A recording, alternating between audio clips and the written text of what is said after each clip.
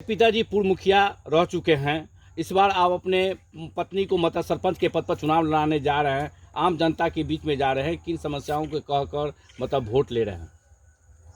मेरे पिताजी जिस समय 2001 से 6 के बीच तक मुखिया थे, उनका एक पहचान था कि कंधा में झोला टांग कर, माथे पे पगड़ी बांध कर और पांव पैदल पंचायत के सभी गांव में जाते थे। जिनका जो काम होता था, मोहर और स्टम्प उनके पास होता था। जिनको ज़रूरी है वहीं पे सिग्नेचर हुआ, वहीं पे मोहर लगा और वो वहाँ से आगे बढ़ते थे। और उस समय जो भी काम उन्होंने किया, न किसी जाति धर्म के नाम पर, न किसी संप्रदाय के नाम पर, निस्वार्थ काम किया गया, जिसका लाभ आज मुझे मिल रहा है। और जो सहानुभूति आज हमारे जनता के बीच में 3 रेवेन्यू विलेज और 6 गांव का मेरा पंचायत है, मैं जहां भी जाता हूं लोग मुझे इस निगाह से देखते हैं जो लगता है उनको जब कोई खोया हुआ चीज़ हमको मिल गया। आप पंचायत में अनुभूति मिल रहा है कि हमारा मन गदगद है।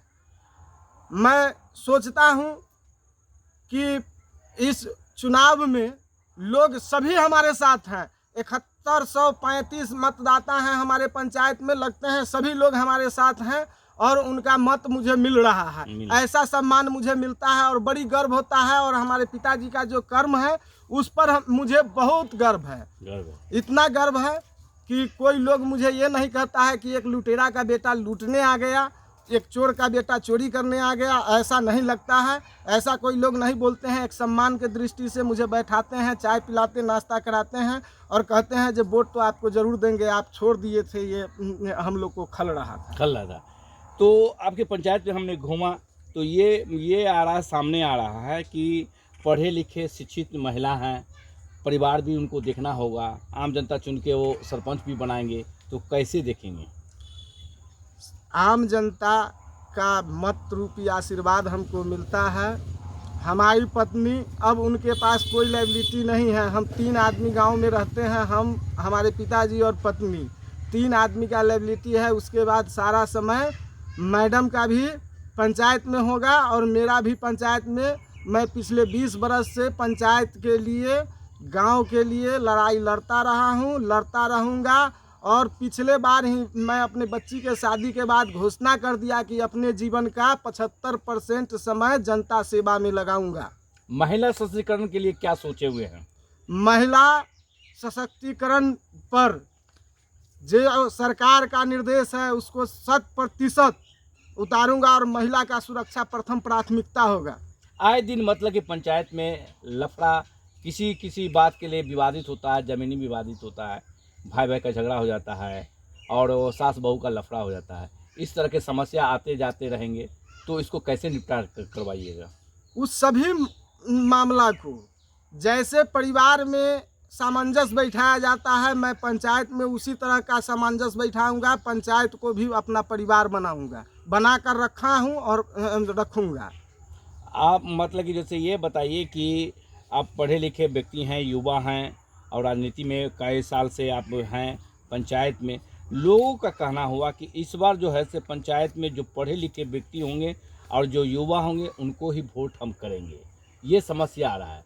तो आपकी पत्नी का नाम आ रहा है सामने कि पढ़ी लिखी उम्मीदवार है और मतलब शिक्षित है, युवा है, सारा चीज़ है।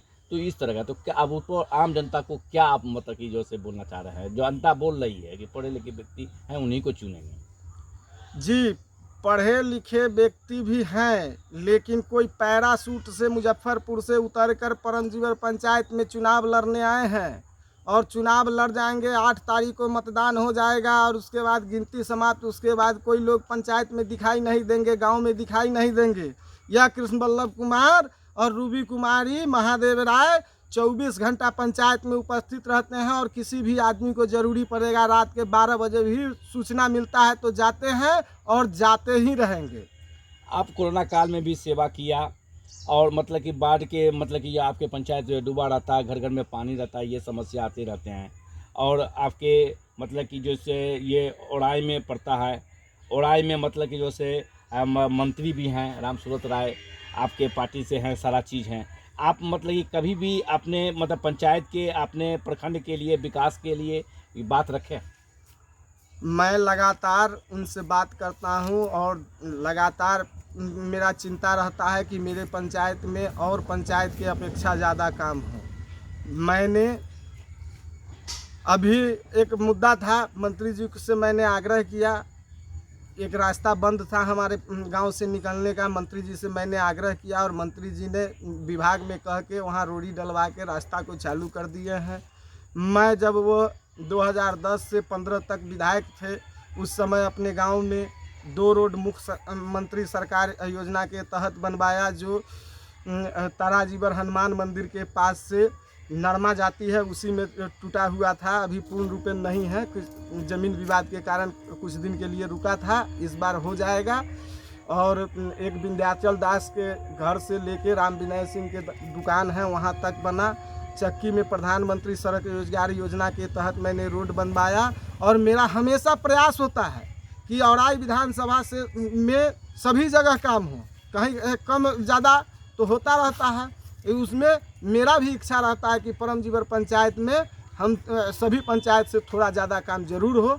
सभी पूरे विधानसभा के लोग अपने हैं, सभी पंचायत अपना है, लेकिन परमजीवर ताराजीवर मेरा यहाँ घर होता है, इसलिए यहाँ के लिए मेरा प्रथम प्राथमिकता होता है। रामसूरत राय जी मंत्री बने हैं जब से देख रहे हैं कि पूरे फील्ड में घूमते रहते हैं, बराबर जाते रहते हैं और मतलब कि जैसे करते हैं और जहाँ कमियाँ ना होते हैं वहाँ मतलब पूरा करते रहते हैं। तो मतलब कि जो है से मुजफ्फरपुर में मतलब कि जैसे मंत्री बने हैं, मगर पूरा मतलब कि जैसे आप धीरे धीरे मतलब कि विकास की ओर जा रहा है, जो दिखाई दे भी रहा है। तो जी, रामसूरत जी मंत्री बने हैं और आप इससे पहले हमसे प्रश्न किए थे कि ज़मीनी विवाद होता है और घरेलू विवाद होता है, तो ज़मीनी विवाद के लिए ही वो मंत्री बने हैं और बड़ी मेहनत के साथ वह काम कर रहे हैं, लगातार पूरे बिहार का भ्रमण कर रहे हैं।